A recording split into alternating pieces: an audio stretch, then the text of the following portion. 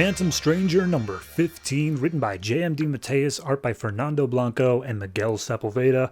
This is the next part of Forever Evil Blight, and I think last time was Justice League Dark, where a whole bunch of stuff happened. They were making a plan against Blight. They found Deadman inside of Sea King's body from the crime syndicate, and then it was revealed at the end that Phantom Stranger betrayed them all. So this issue picks up in New York, where we're looking at Chris's family, and they're all basically looking at like the rioting, looting going on outside. They're like, hey, we gotta go. Or at least the father's saying that, because the mother and the sister are like, no. We have to wait for Chris. Wherever he's been, we have to wait because we're a family, darn it. And the dad's like, okay, look, we've looked for him. We have done our part. We have done everything we can. He'd want us to live. We gotta go. And at that point, wall behind them explodes, and in walks Chris, which is actually Blight now, and the deadly sins coming in behind him. And they're like, who are you? And he pulls back his mask and just be like, it's me, your son. And everyone's like, oh my God, Christopher, you're alive, but what's going on with the outfit? And he's like, oh, I am no longer Christopher. I am Blight. I can see your every sin. I will look into your soul, mother, and see all of your twisted urges and desires. And she starts freaking out. And the dad's like, what did you do? And he's like, all right, I'm getting tired of this. So he blasts them up against the wall and says, don't call me Chris anymore. I'm definitely Blight. So at this point, Phantom Stranger and Terrence 13 teleport in.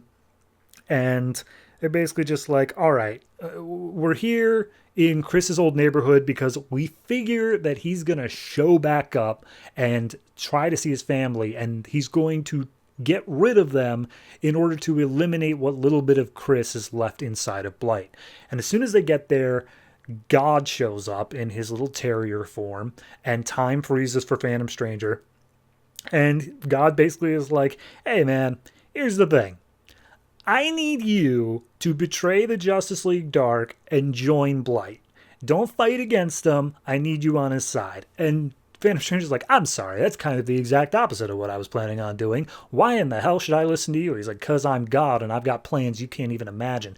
And Phantom Stranger's just like, no, screw that. I care about that kid. I'm the one who brought him back to life. I'm going to go get him. Screw you, man. And God unfreezes time, and Terrence 13's like, I'm sorry, who are you saying something? He's like, no, just talking to this dog. So they go inside the building where Chris's family is still alive, but being tortured and such. And Blight's like, hey, Phantom Stranger, I thought I killed you. And he's like, yeah, we fooled you. Anyway. And he looks behind Blight and sees God again. He's like, all right, I guess I'm on your side now. I'm surrendering. And Terrence 13's like, I'm sorry, what? That was not what we discussed at all. And he's like, yeah, well, this is the way it's got to be. So he casts Terrence aside, and Blight's just going on saying haha, great, now you belong to me, just as much as Chris does. And I'm going to murder his entire family because screw them, they all suck. They all have those deep, dark urges inside of them. And as he's saying how he's going to kill his sister starts crying, and it seems like he peeps through just a little bit, and Phantom Stranger catches on to that and just be like, all right, I can't really go through with this right now. So as the Sins start attacking the sister, he blasts them all away with his magic powers. He gets Terrence 13 and the rest of the family out and says, all right, get everybody out of here. I'm going to go fight against Blight, and I'm going to save Chris from inside. So fight starts, and Blight the entire time is basically like, dude, you don't know what you're up against, man, but your soul, so much sin in there, the greatest sins of all time, I'm gonna enjoy using you. So at this point, we cut back to the House of Mystery, where Constantine, he's doing some sort of spell on the remaining consciousness that was inside of Sea King that got expelled when Deadman took control. And he's just trying to see what Sea King knew about the crime syndicate. He sees something that sends him into a state of pure shock and fear. And then he comes to talking to Swamp Thing, and he's like, Jesus, whatever this guy was feeling, he was terrified when he crossed over. That's insane. Anyway, let's go out and find the Justice League Dark. So they walk into the next room. We see Deadman inside of Sea King is still unconscious. And Nightmare Nurse is like, well, he's out of commission for a while. And Constantine's like, the hell he is. We need him. Let's go. But then we cut back over to Phantom Stranger and Blight. And Blight's got him all bound up, and he's just like, oh man, Chris was born to be my, like, avatar, the guy that I am using as a host. That's the only thing he's good for. And Phantom Stranger says, I don't believe that. I never will. And as Blight is listing off all the horrible things in the world that Phantom Stranger had to endure, he sheds a single tear. And when the tear hits the ground, it shoots over to Blight and sets him on fire.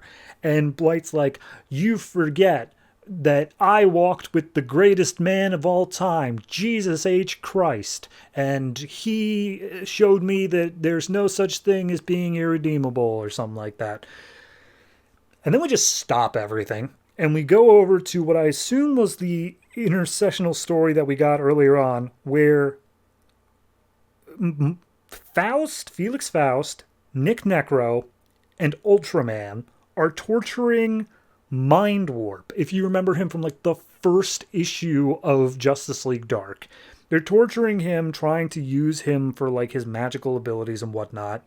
And there's some sort of project going on that they're trying to start, the Age of Thaumaton or something like that. I don't know. They're making him a bioweapon. So they press a button to demonstrate it to Ultraman. Big laser beam goes off, shooting up into the sky. And then when they come to check on Mind Warp, he's just a skeleton. He is dead. So Ultraman's like, hey, the whole point of this weapon was to be rechargeable. Like, we didn't have to get numerous magical subjects. So figure out what you did wrong and fix it. So then we go back to Phantom Stranger. Chris is now back to Chris. Blight costume not on him anymore, and he picks him up and he's just like, I'm going to get you out of here, Chris. I swear I'll protect you. Blight is free of you now. And then Chris says, like, you don't understand, Phantom Stranger. Blight didn't choose me. I chose him. And then immediately he turns back into Blight again, throws Phantom Stranger, sends his sins after him to start beating him up, saying like, you suck. You're the worst, Stranger. I don't like anything about you. And I'm going to beat you up to prove it. And then all of a sudden, Phantom Stranger, beaten up, teleports out, back to the House of Mystery, and Nightmare Nurse starts healing him. So as he gets up healed, basically Phantom Stranger's like, hey guys, I kind of messed up a little bit. I revealed that we're still alive, and also Chris is dead. Like, there's no way to save him. I'm over that now. Let's figure out what we got to do. And Constantine's like, well, I told you that from the first place. Like, all of this is so screwed up. I don't even know how you believe in like God anymore, because if God existed, we have every right to go and just punch him in the teeth. And Phantom Stranger's like, you know, that's a good idea. And so he opens up a portal in a mirror and says, all right, everybody, come on. And they're like, what, where are we going? He's like, we're going to go punch God in the teeth. So everyone goes in after him. And we'll get there next issue. Gotta say, in terms of an ending cliffhanger, we're going to fight God. That's a pretty good cliffhanger. I'm interested to see, especially if he keeps his dog form, because that's a fight I absolutely need to see. So as for the rest of the issue, I've always felt the Phantom Stranger issues of this are just a little bit lacking, because Phantom Stranger is just out of the general vibe of all the other, like, Constantine's part of the Justice League Dark. Pandora, I mean, she's whatever. She's pretty much a blank slate at this point. But Phantom Stranger has his own lore and stuff going on, and it feels like each of his little issues for Blight is kind of just his own story. Like, we have to keep him away from the rest of the group enough for him to do his own thing. And then at the beginning and end of each issue, we just fold it back in. So, yeah, I'm going to say this is probably a 7. It's still good. It's still a good issue, but it does feel like it's kind of inconsequential to the larger arc as a whole. And I've gotten that feeling for all of the Phantom Stranger, like, tie-ins to Blight. So, yeah, 7's about as high as I can go with it.